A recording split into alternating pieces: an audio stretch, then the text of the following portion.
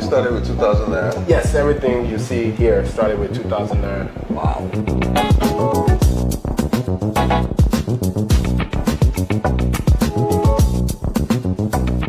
How did this get started? So I moved back to Nigeria. Oh, you moved back. Where were you before then? In the States. I went to school in California at Stanford University, and then I actually just came back to visit. But when I came back to visit, I felt like, hey, this is where I need to be. Because I have many aunties and uncles in the States that there's always a 2-year plan. In the next 2 years, I'm going back home. Oh, And really? 20, Oh, 30 years later, Oh, they're still yeah, in the there. next 2 years. So I didn't want to become one of those. One of So I those. just bought a one-way ticket back. I said, by the time I get back, I'll figure out what I want to do. My mom was just like, well, you know, we support you. My father was just like, are you crazy? Like, by the time I came back, took over a business that I thought was running, failed at that after a couple of years.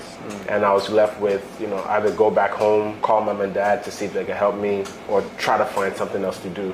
And so being a former athlete was used to living a healthy lifestyle. It was actually very difficult to find anything natural to eat, anything natural to drink. Somebody gave me some orange juice, and I was like, this is not orange juice. So the idea came up to make fresh squeezed orange juice. And I was living right by a university, Covenant University at that point in time. So I went on campus, asked one of the ladies that was running one of the cafeterias there, Mrs. Johnson, thank you. And she gave us an opportunity to pay rent at the end of the month. So we started making fresh squeezed orange juice on the campus there. Oh, so this started inside Covenant University? Yeah, inside, yeah, cafeteria too.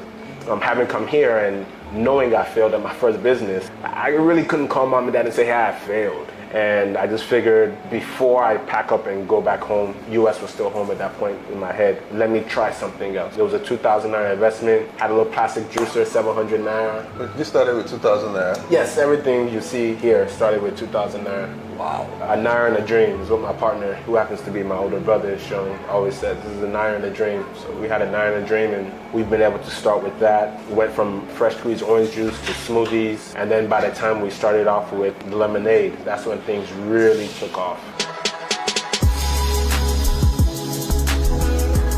So what's the space that we currently are now? This is the headquarters of Wilson's Juice Company. This is actually where my bedroom was when I was first in Nigeria for like, I think 13, 15 months. A little shed with a little floor. I had a little Eni that I would sleep on and roll up. Any that was mad. Oh yeah, a little mat, yeah, sorry. I had a little mat that would be like my bed at night, roll it up, put it behind the desk, and that was my office during the day. Small, compact, you know, but we make a lot of happen. What motivated you to, leave USA Yeah. and come down to Nigeria? A lot of people are living here, going there. What do people say, like, were you crazy? Okay? Are you okay? That's it. Are you okay? Are you okay? Like, in a very simple way, one of my closest mentors when I was in school was a guy called Professor Clough.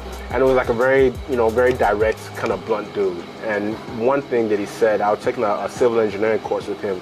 And towards the end of the course, he said something that really struck me. He was like, what disappoints me in many of you Stanford students is you come to one of the best schools in the world, you get the best education, and then you go out and you settle.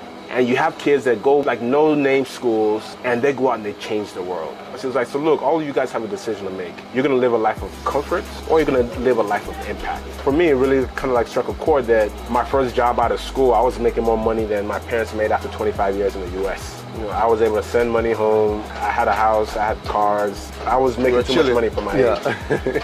And it was very comfortable. And it just kind of kept on ringing in the back of my mind, like life of comfort or life of impact. What I saw in Nigeria was an opportunity to make impact, and I saw also an opportunity to make a lot of money. And we've been doing it. The money hasn't come pouring in yet. Clearly, we've made a lot of impact. We're employing directly 60, 70 people. Indirectly, we have 300-400 farmers in our network. We have some people that are working with us on contract basis, sales and merchandising across the country.